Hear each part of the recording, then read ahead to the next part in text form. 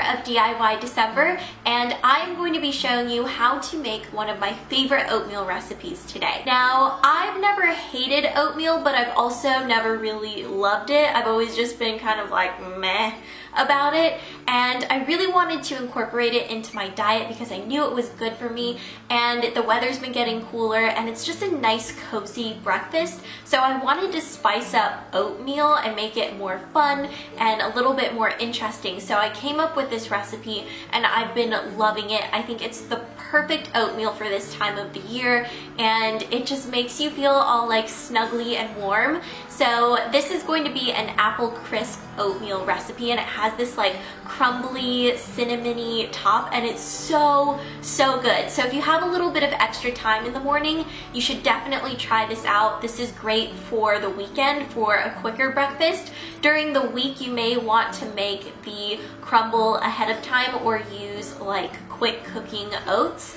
but other than that, it's a really easy recipe and it tastes awesome. So yeah, let's go ahead and get into it. The first thing you're going to want to do is take a cup of water and mix it with a cup of milk. And I'm using almond milk here because I find that the mixture of milk and water makes the oatmeal creamier.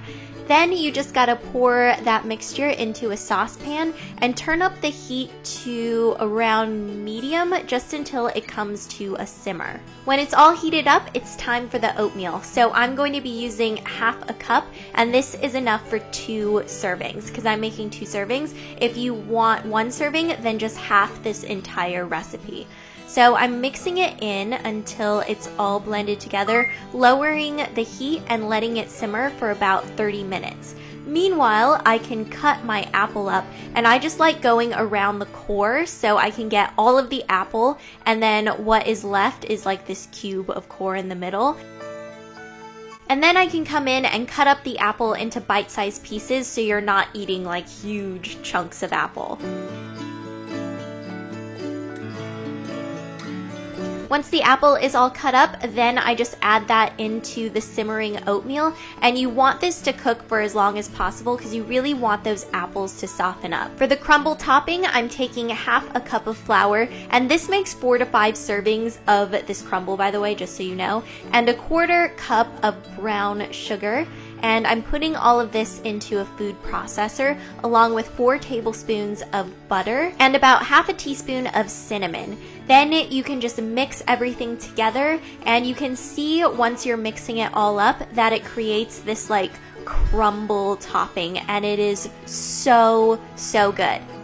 Now going back over to the oatmeal, I like to add a mashed banana into my oatmeal. So I just break up an entire banana, and again, this is for 2 servings, so for 1 serving I just use half a banana, and I just mash it into the oatmeal while it's still cooking with the apples. And this just adds a really nice flavor and texture to the oatmeal. I feel like it makes it creamier and a little bit sweeter too. Once the oatmeal is all cooked, the apples are softened, and the banana is mashed in, then you can serve it up into some bowls. So I'm just giving myself a nice heaping portion here, and then sprinkling on the crumble topping. And you can put as much or as little as you'd like, and if you have any leftovers, which you probably will if you're making this big serving, then just pop it into an oven that's been preheated to 350 degrees for about 20 minutes. And my microwave doubles as a convection oven, in case you're wondering.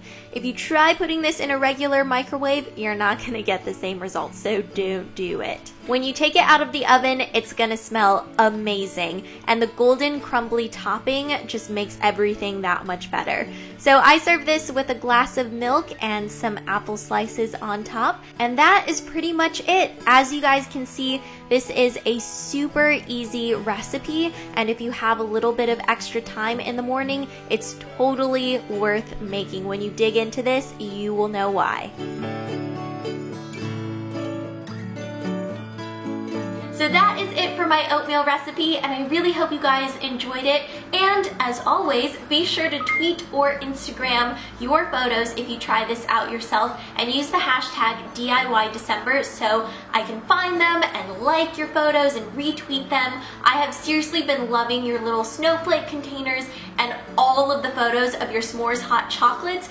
You guys were like on it with the s'mores hot chocolate. I could not believe how fast you guys were. I got photos like within the hour of posting the video, like within the first 30 minutes. I was like, whoa, you guys are impressive. I seriously love seeing your photos, so please send them in because they like make my day and make me super happy.